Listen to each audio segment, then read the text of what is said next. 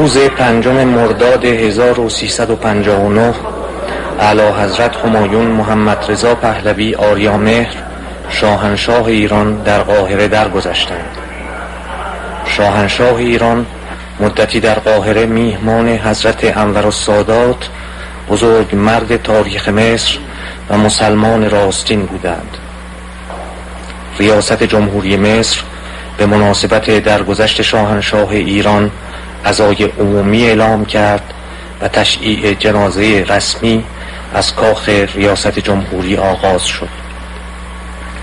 پس از ادای احترامات نظامی، جنازه شاهنشاه که با پرچم سرنگ ایران پوشیده شده بود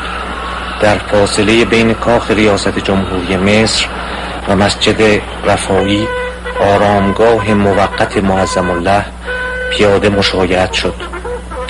حضرت انورالسادات اعلی حضرت رضا شاه دوم که در آن موقع ولیعهد ایران بودند، اولیا حضرت شهبانو و خاندان جلیل سلطنت، بسیاری از شخصیت‌های جهانی، سفرای کبار مقیم مصر در صدر مشایعت کنندگان دیده می شدند. جمعی از ایرانیان و صدها هزار نفر از اهالی قاهره لا اله الا الله گویان در این مراسم شرکت کردند. شاهنشاه آریامهر در آخرین هفته‌های حیات خود در بستر بیماری سخنانی ایراد فرمودند که از زبان اولیا حضرت شهبانوی ایران میشنویم. من سرنوشت کشور را به قانون اساسی می سپارم. این قانون اساسی ودیعه گرانبهایی است که انقلاب مشروطیت به ملت ایران ارزانی داشته است و به همین جهت صیانت و احترام به اصول آن که بنیان تمامیت ارضی و استقلال میهن ماست و همچنین شالوده حاکمیت ملی متکی بر قومیت تاریخی و مبانی اعتقادات مذهبی مردم این سرزمین بر اساس آن استوار است، بر همه آحاد کشور از واجبات ملی است و پاسداری از آن را به پسرم تأکید می کنم. امیدوارم او که اینک در عنفوان جوانی جوهر وجودش مانند هر جوان ایرانی دیگر سرشار از غرور ملی است، با درک حقایق این تجربه تلخ تاریخی که ملت ایران به بهای گرانی اندوخته است پند زمانه را بیاموزد و فقط به اتکای احدیت متعال و پشتیبانی نیروی مردم و همگامی با آن پرچم مقدس سرنگ ایران زمین را در اهتزاز و سرافراز نگاه دارد. ولیعهد نوجوان ایران را به ایزد توانا و ملت بزرگ ایران می سپارم. این آخرین اراده من است.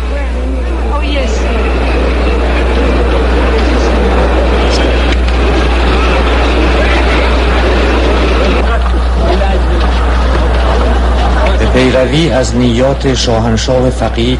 و بر حسب وظیفه‌ای که طبق قانون اساسی ایران به دیشتر محول شده است، در روز 9 آبان 1359 چنین فرمود: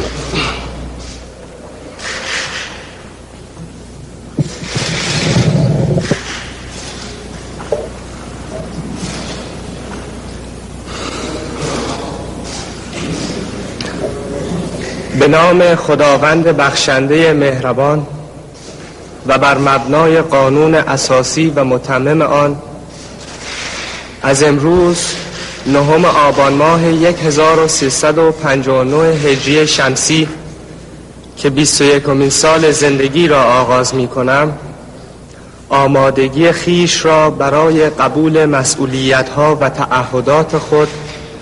به عنوان پادشاه قانونی ایران اعلام می دارم و با توجه به وضع استثنایی کنونی ادای سوگندنامه مندرج در قانون اساسی را به زمانی موکول می کنم که تاییدات الهی شرایط آن را فراهم سازد. ولی از همکنون در برابر پرچم سرنگ پر افتخار ایران به قرآن مجید سوگند یاد می کنم که در این مقام زندگی خود را یکسره وقف خدمت به مملکت و دفاع از استقلال و حاکمیت آن و حفظ حقوق مشروع ملت ایران کنم و همواره مجری قانون اساسی و عامل تحقق همبستگی ملی باشم. من با نظارت در اجرای دقیق مواد قانون اساسی که در آن ضمن تضمین کلیه حقوق و آزادی‌های فردی و اجتماعی، وظایف مقام سلطنت و قوای مجریه، مقننه، قضاییه و اختیارات قانونی هر یک از آنها کاملا مشخص شده است، رسالت خود را با آگاهی به همه وظایف و تکالیف آن به عهده میگیرم و از نظام مشروطیت ایران پاسداری میکنم. هموطنان عزیز، خواهران و برادران، این مسئولیت خطیر را که با درگذشت جاسوس پدر بزرگوارم به عهده من محول شده است، در یکی از تاریکترین ادوار تاریخ ایران آغاز می کنم که طی آن از یک سو اساس ملیت ایرانی و کلیه ارزش‌های تاریخ، تمدن و فرهنگ ملی ما از داخل مورد حمله قرار گرفته و از جانب دیگر بر اثر انزوای سیاسی، هرج و مرج اجتماعی، فاجعه اقتصادی و سقوط حیثیت بین المللی مملکت، تمامیت ارضی میهن ما از خارج نیز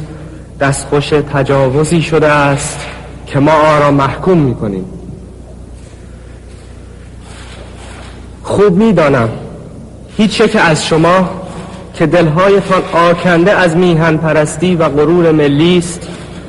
و عمیقاً پایبند هویت ایرانی و آیین مقدس خیش در مفهوم واقعی و اصیل آن و دلبسته به مفاخر تاریخی و میراث فرهنگ خود هستید، خواهان پیدایش این وضع نبوده و نیستید، زیرا اصولاً هیچ ملتی تحت هیچ شرایطی